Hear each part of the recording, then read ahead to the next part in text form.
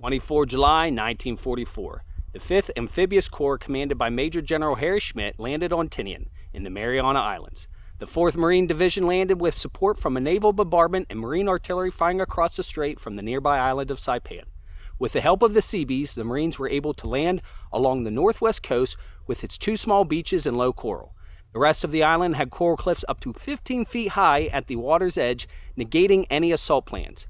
Navy Commodore Paul J. Halloran, Seabee Theater Commander, provided drawings of a conceptual landing ramp for the 18th and 121st Construction Battalions to fabricate.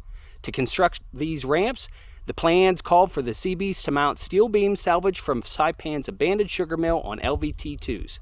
If they worked, they would allow the Marines to outflank Tinian's prepared defenses, and Marine General Schmidt was skeptical and ordered that the ramps be put through a 100-vehicle use test.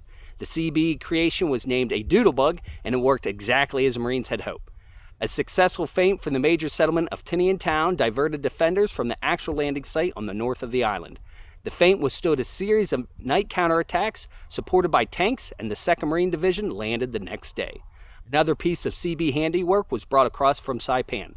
24 light tank M3A1 Satan mechanized flamethrowers that Marine General Holland Mad Smith had requested from the Army's CWS Flame Tank Group in Hawaii. The terrain on Tinian was much more conducive to their use than Saipan. Saipan and Tinian served as training grounds for the tank crews and provided grounds for the Marine Corps to continue. As always, stay salty, Semper Fi, and carry on.